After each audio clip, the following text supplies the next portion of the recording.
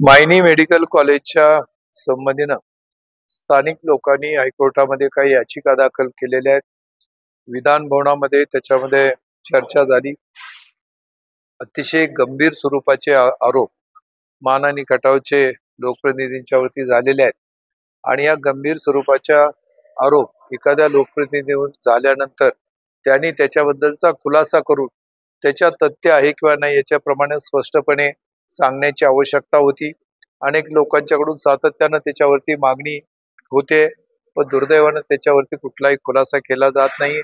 आज हे प्रकरण हायकोर्टात चालू असताना मला असं कळालं की मायनीच्या तिथं काही तिथल्या स्थानिक लोकांच्या विरुद्ध ज्यांनी याचिका करते आहेत त्यांच्या विरुद्ध काही ईडीच्या कारवाई झालेली आहे असं समजतंय.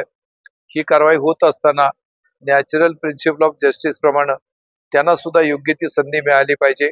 दोन्ही बाजूला योग्य ती संधी मिळून जे सत्य आहे ते जर समोर आलं तर निश्चितपणानं लोकांच्या मध्ये जे संभ्रम आहे तो संभ्रम जाईल आणि लोकांच्या मध्ये आज जे वाटतंय की नक्की काय झालंय, कशामुळे हे होतंय, असं जे काही संभ्रम अवस्था लोकांच्या मध्ये आहे, लोकांच्या मध्ये एक प्रशासनाबद्दलची चुकीची चुकीची भूमिका घेत आहेत असं लोकांना वाटतंय. ही संभ्रमावस्था घालवण्याची आवश्यकता आहे. तर माझी विनंती आहे की याच्यामध्ये सरकारनं स्पष्टीकरण द्यावं आणि इथल्या लोकप्रतिनिधींनी त्याच्याबद्दलची वस्तुस्थिती समोर येऊन लोकांना सांगितली पाहिजे. आवाज माणदेशाचा, माणदेशातील प्रत्येकाचा.